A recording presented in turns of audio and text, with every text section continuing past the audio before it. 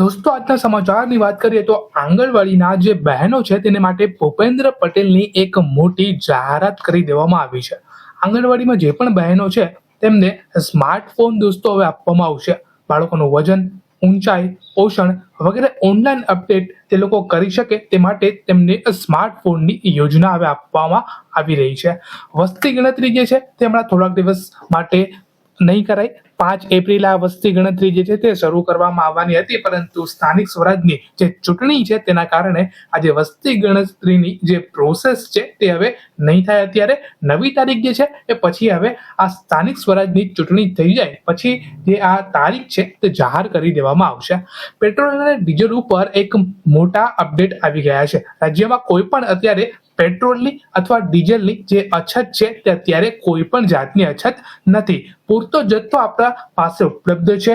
Petrol pump પણ ઘણા બધા 6000 જેટલા પેટ્રોલ પંપ જે છે તે અત્યારે કાર્યરત થઈ રહ્યા છે અને કોઈ પણ જાતની કોઈ પણ પેનિક કરવાની અત્યારે અહીંયા જરૂર નથી. ત્યાર પછીના મોટા સમાચારની આપણે વાત કરીએ તો હવામાન અને વાવાઝોડાની એક મોટી અપડેટ મિત્રો આવી ગઈ છે.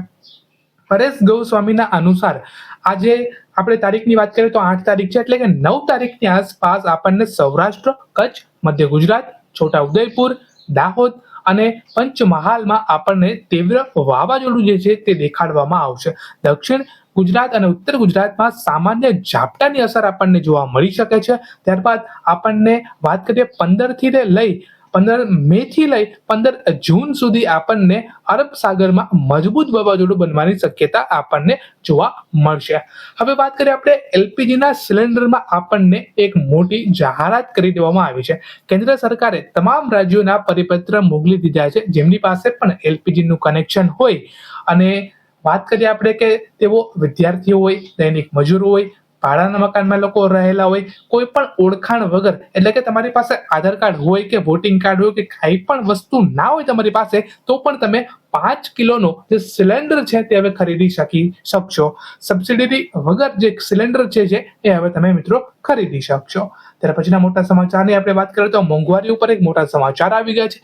એફએમસીજી અને જે પણ કંપનીઓ છે તેમના ભાવ હવે વધારવાની તૈયારીઓમાં છે, જેમાં સાબુ, ખાવાનું તેલ, ટીવી આવી જાય, પેન્ટ આવી જાય, કપડાં આવી જાય, બધું જે પણ એફએમસીજી ની વસ્તુ હોય તેના ભાવ જે છે હવે આપણને આવનારા દિવસોની અંદર વધતા જતા જોવા મળશે.